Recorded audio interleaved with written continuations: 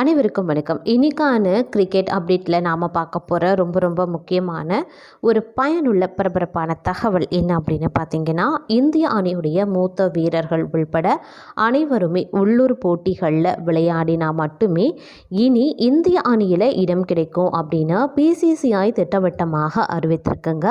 இது குறித்த பல்வேறு முக்கிய தகவல்கள் பார்த்தீங்க அப்படின்னா தற்போது வெளியாகி பெரும் அதிர்ச்சியை ஏற்படுத்தி வந்துட்டுருக்கு அப்படின்னு கூட சொல்லலாம். பிசிசிஐ இவ்வாறு ஒரு எச்சரிக்கையை விடுத்தும் கோலி இதை கேட்காதது போல் நடந்து கொள்வதும் பார்த்திங்க அப்படின்னா மற்றொரு புறம் பெரும் பரபரப்பை ஏற்படுத்தியிருக்குங்க. அது மட்டும் இல்லாமல் ரஞ்சி டிராஃபி போட்டியில் ஆடுறதுலையும் மிகப்பெரிய அளவில் ஒரு சிக்கல் ஏற்பட்டிருக்கிறதாகவும் இது தொடர்பாக தற்போது ஒரு காரணம் வெளியாகி இருக்கிறதாகவும் சொல்லப்படுதுங்க.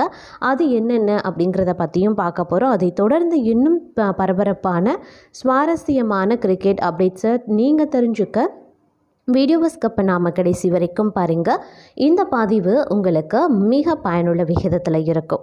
வீடியோக்குள்ளே போகிறதுக்கு முன்னாடி இது வரைக்கும் நீங்கள் நம்ம சேனலை சப்ஸ்கிரைப் பண்ணல அப்படின்னா உடனே சப்ஸ்கிரைப் பண்ணிக்கோங்க. அப்படியே பக்கத்தில் இருக்கக்கூடிய நோட்டிஃபிகேஷனுக்கான பெல் பட்டனையும் ப்ரெஸ் பண்ணிக்கோங்க. சரி நேயர்களே, வாங்க வீடியோக்குள்ளே போகலாம். அதாவது இந்திய அணியுடைய மூத்த வீரர்கள் உள்பட அனைவருமே பார்த்திங்க அப்படின்னா உள்ளூர் போட்டிகளில் விளையாடினா மட்டும்தான் இனி இந்திய அணியில் இடம் கிடைக்கும் அப்படின்னு பிசிசிஐ திட்டவட்டமாக அறிவித்திருக்காங்க. இந்த நிலையில் மூத்த வீரரான விராட் கோலி தேசிய அளவில் நடைபெற இருக்கக்கூடிய டெஸ்ட் தொடரான ரஞ்சி டிராஃபி தொடரில் விளையாட மாட்டார் அப்படிங்கிற தகவலும் வெளியாகி அதிர்வலைகளை ஏற்படுத்தியிருக்குங்க. அதாவது 2012 ஆண்டில் தான் விராட் கோலி கடைசியாக ரஞ்சி டிராஃபி தொடரில் விளையாடியிருந்தார். அவர் அப்போது டெல்லி மாநில அணிக்காக விளையாடியிருந்தார். இப்போதும் அவரது பெயர் டெல்லி மாநில கிரிக்கெட் அமைப்பின் பரிசீலனையில் இருக்குது. அவரை ரஞ்சி டிராஃபி அணியில் சேர்க்கிறதா வேண்டாமா அப்படிங்கிற குழப்பமும் தற்போது ஏற்பட்டிருக்கு. விராட் கோலிக்கு கழுத்து வலி ஏற்பட்டிருக்கிறதாகவும் அதற்காக அவர் ஊசி செலுத்தி கொண்டிருக்கிறதாகவும் வெளியாகி இருக்கக்கூடிய தகவல் தான் இந்த குழப்பத்திற்கு பெரும் காரணமாக அமைஞ்சிருக்கு. இந்த நிலையில் டெல்லி மாநில கிரிக்கெட் அமைப்பின் கூட்டம் நடைபெற போகுதுங்க. அதில் விராட் கோலியினுடைய பெயரை அணியில் சேர்க்கலாமா வேண்டாமா அப்படிங்கிற முடிவு எட்டப்படும் அப்படின்னு சொல்கிறாங்க. இதற்கிடையில் பார்த்தோம் அப்படின்னா விராட் கோலி டெல்லி மாநில வீரர்களுடன் இணைந்து வலைப்பயிற்சியில் ஈடுபட இருக்கிறதாகவும் சொல்கிறாங்க. ஆனால் போட்டியில் விளையாடுறது சந்தேகம்தான் அப்படின்னு டெல்லி மாநில கிரிக்கெட் வட்டாரத்திலையும் சொல்லப்படுது. விராட் கோலி விளையாட மறுத்ததால் கழுத்து வலி அப்படின்ற காரணம் சொல்லப்படுகிறதா, அப்படி இல்லைன்னா உண்மையாகவே அவருக்கு கழுத்து வலி இருக்கிறதா அப்படின்னு சமூக வலைதளங்களில் விவாதங்களும் நடைபெற்று வந்துட்டுருக்கு. இந்த நிலையில் விராட் கோலி ரஞ்சி டிராஃபி தொடரில் விளையாடாமல் போனால் அவர் மீது பிசிசிஐ நடவடிக்கை எடுக்க வாய்ப்பும் இருக்கு. சமீபத்தில் பிசிசிஐ வெளியிட்டிருக்கக்கூடிய 10 புதிய விதிகளுக்கான அறிக்கையில் ஒரு முக்கிய விஷயத்தை சுட்டி காட்டப்பட்டிருக்கு.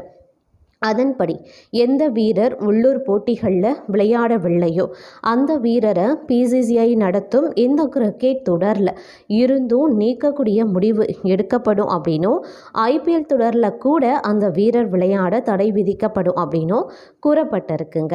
இந்த நிலையில தான் விராட் கோலிக்கு கழுத்து வலியால் ரஞ்சி டிராஃபி தொடரில் விளையாட மாட்டார் அப்படிங்கிற செய்தி வெளியாகியிருந்தது. இந்த காரணத்தை பிசிசிஐ ஏற்றுக்கொள்ளுமா இல்லையா, விராட் கோலி 13 ஆண்டுகளுக்கு பிறகு ரஞ்சி டிராஃபியில் விளையாடுவாரா அப்படிங்கிறதையும் நாமளும் சற்று பொறுத்திருந்து தாங்க பார்க்கணும். மற்றொரு புறம் பார்த்தோம் அப்படின்னா இந்திய கிரிக்கெட் அணியுடைய கேப்டன் ரோஹித் சர்மா சமீப காலங்களில் டெஸ்ட் கிரிக்கெட்டில் சுமாராக விளையாடி வந்துட்டுருக்காரு. குறிப்பாக சமீபத்திய நியூசிலாந்து மற்றும் ஆஸ்திரேலிய தொடர்களில் தோல்வியை சந்தித்த இந்தியா முதல் முறையாக டெஸ்ட் சாம்பியன்ஷிப் ஃபைனலுக்கு தகுதி பெறாமல் வெளியேறியிருக்காங்க. அந்த தோல்விக்கு கேப்டனாகவும் பேட்ஸ்மேனாகவும் ரோஹித் சர்மா சுமாராக விளையாடியது முக்கிய காரணமாக அமைஞ்சது அப்படின்னு கூட சொல்லலாம். அதனால் ஆஸ்திரேலியாவுக்கு எதிரான கடைசி போட்டியில் தன்னைத்தானே இந்திய அணியில் இருந்து நீக்கி கொண்ட முதல் கேப்டனாக ரோஹித் சர்மா மோசமான சாதனையையும் படைத்திருக்கார். தற்போது 37 வயதாகக்கூடிய அவர் இனியும் டெஸ்ட் கிரிக்கெட்டில் ஃபார்மை கண்டறிந்து விளையாட வேண்டும் அப்படின்னா ரஞ்சி கோப்பையில் விளையாடுவது அவசியம் அப்படின்னு கவாஸ்கர், ரவி சாஸ்திரி போன்ற முன்னாள் வீரர்களும் விமர்சித்திருக்காங்க. இந்த நிலையில் ரஞ்சி கோப்பையில் வரும் ஜனவரி 23 ஜம்மு காஷ்மீர் தனக்கு எதிரான போட்டியில் மும்பைக்காக விளையாட உள்ளதாக ரோஹித் தெரிவித்திருக்காரு. மேலும் சர்வதேச போட்டிகளில் விளையாடுவதற்கு நேரம் சரியாக இருந்தாலேயே உள்ளூரில் இவ்வளவு நாட்கள் விளையாடவில்லை அப்படின்னு அவரும் சொல்லியிருக்காரு. இது பற்றி அவர் பேசியது என்ன அப்படின்னு பார்த்தீங்கன்னா, 45 நாட்கள் வீட்டில் உட்காரும் அளவுக்கு எங்களுடைய கேலண்டர் அட்டவணை இல்லாததை உங்களால் பார்க்க முடியும். IPL முடிஞ்சதுக்கப்புறமா எந்த தொடர்களும் இல்லாமல் இருந்தால் மட்டும்தான் நேரம் இருக்கும். ஆனால் நம்மளுடைய உள்ளூர் தொடர்கள் அக்டோபர், செப்டம்பர் மாதங்களில் துவங்கி பிப்ரவரி, மார்ச் மாதங்களில் முடியுது. அந்த நேரங்களில் இந்திய அணி நிறைய கிரிக்கெட் விளையாடுறாங்க. அதனால் குறிப்பிட்ட ஃபார்மேட்டில் விளையாடாத வீரர்கள் உள்ளூரில் விளையாடுவாங்க. ஆனால் கடந்த 6-7 வருடங்களில் குறைந்தபட்சம் என்னை பொறுத்த வரைக்கும் 2019 முதல் தொடர்ச்சியாக டெஸ்ட் கிரிக்கெட்டில் விளையாடுறேன். அதனால் உள்ளூரில் விளையாடுவதற்கு நேரம் கிடைக்கிறதும் இல்லை. ஆனால் தற்போது அதை நாங்கள் சரி செய்ய பார்க்குறோம். இங்கே யாருக்கும் எந்த இடமும் உறுதியாக கொடுக்கப்படலை. இது நீங்கள் எப்படி விளையாடுறீங்க, அது மட்டும் இல்லாமல் எவ்வளவு ஓய்வு தேவை அப்படிங்கிறதையும் பொறுத்து தான் அமையும். அதை வச்சு தான் நாங்கள் உள்ளூரில் விளையாடுறத தீர்மானிச்சிருக்கோம். ஆனால் தற்போது நேரம் இருந்தால் அனைத்து வீரர்களும் உள்ளூரில் விளையாட வேண்டும் என்ற நிலைமை கொண்டு வரப்பட்டிருக்கு அப்படின்னு அவர் தெரிவித்திருக்காரு. அது மட்டும் இல்லாமல் தற்போது பார்த்தோம் அப்படின்னா சாம்பியன்ஷிப் டிராஃபி தொடருக்கான இந்திய அணி அறிவிக்கப்பட்டிருக்குங்க. ரோஹித் சர்மா கேப்டனாக நியமிக்கப்பட்டிருக்காரு அப்படின்னு சொல்லலாம். அணியில் யார் யார் இடம்பெற்றிருக்காங்க, எந்த வீரர்கள் நீக்கப்பட்டிருக்காங்க அப்படிங்கிறத குறித்து இப்போ நாம் தெரிஞ்சுக்கலாம். அதாவது இந்திய அணி ஆஸ்திரேலியாவில் சுற்றுப்பயணம் செய்து 5 போட்டிகள் கொண்ட டெஸ்ட் தொடரில் விளையாடிருக்கு. இதில் முதல் டெஸ்ட்டில் மட்டும் வெற்றி பெற்ற இந்திய அணி மற்ற 3 போட்டிகளில் தோல்வி அடைந்து 3-1 அப்படின்ற கணக்கில் தொடர இழந்திருந்தாங்க. ஆஸ்திரேலிய தொடரில் இந்திய அணி படு தோல்விகள் அடைய முக்கிய காரணம் அப்படின்னா ரோஹித் சர்மா, விராட் கோலியினுடைய படு மோசமான பேட்டிங் அப்படின்னு சொல்லலாம். இதனால் இவர்கள் இருவர் மீதும் அணியுடைய தலைமை பயிற்சியாளர் கௌதம் கம்பீர் மீதும் கடும் விமர்சனங்களும் எழுந்திருந்தது.